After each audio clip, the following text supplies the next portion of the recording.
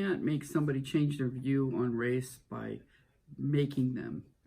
I think to try to get people to change is to get a dialogue going. And when people get in a situation, I think that's why San Jose is kind of pretty successful in that respect, is that people have to, of different cultures and races have to work together.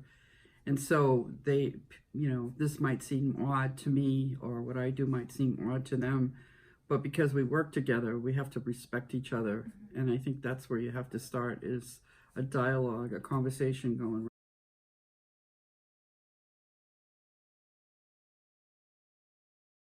Have I seen other people being treated unfairly? Yes.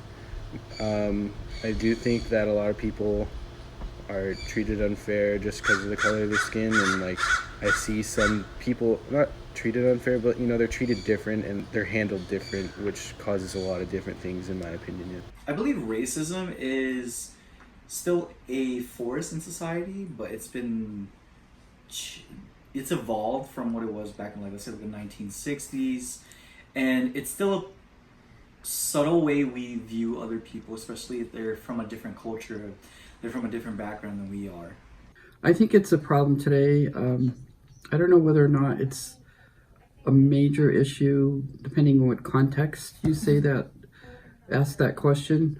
But I think when you hear about some of the things that are happening in the news, then you have to say that there is definitely a problem. But they're usually very extreme cases. But I think also racism can be very subtle also. I think it still exists, definitely. I feel like it should be more, it should be more of an issue than it is sometimes, but maybe that's just because of where we live. Maybe it's worse, everywhere else. Yes, I do think racism is a problem today.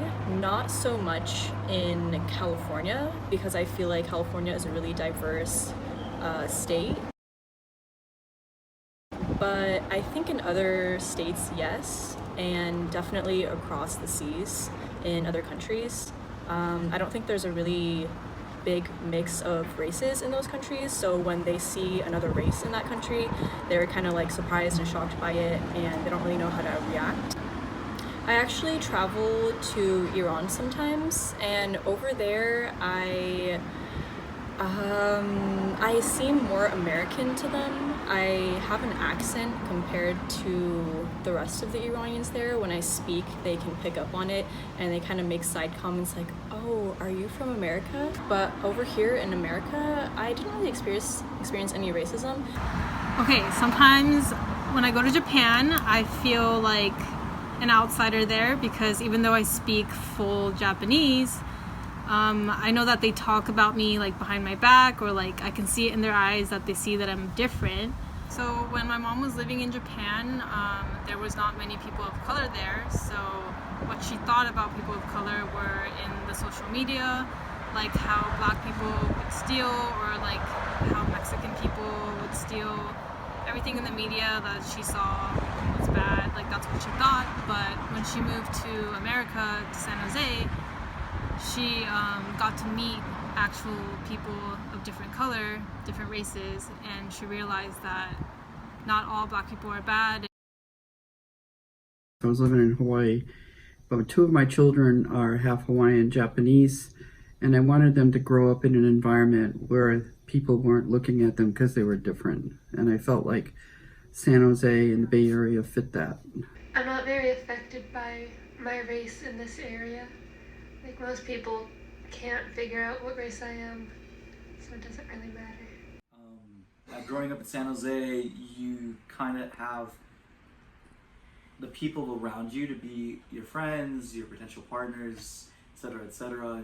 San Jose is a diverse city, but you got a lot of Vietnamese people as your friends, you got a lot of Mexicans as your friends. I really like San Jose because I can just go out and have tons of different types of food. I could just go walk over, have some boba, I can go have Jamaican food, Persian food, just basically anywhere.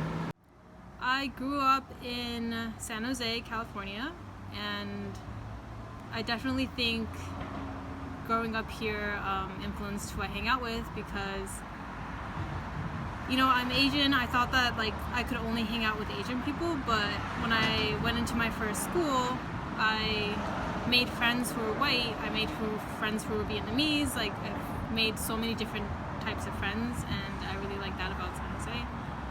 You know, for me, racism isn't that much of a problem. I do live in San Jose, and the culture here is very accepting of all races.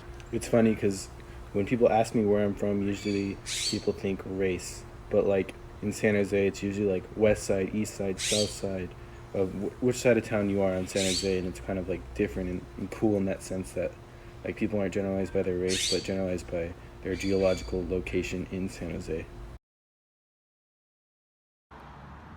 So I think that everyone should not stereotype people. Like they shouldn't think about people one way because somebody else told them that or the media told them that. I think that you have to meet someone in order to know them.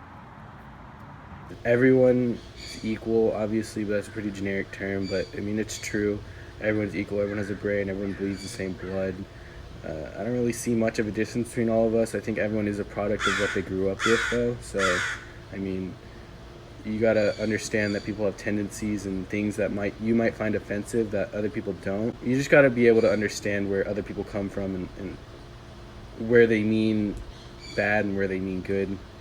And you just gotta be able to see through that. And I guess learning that would be something that would help. That race is more than just the color of your skin. Sometimes it's your underlying culture and your identity. Go talk to somebody who's not from the same race as you. You will learn something. You will learn something that's new to you. It might change your perspective. It might change your worldview. And overall, you might gain a friend in the process.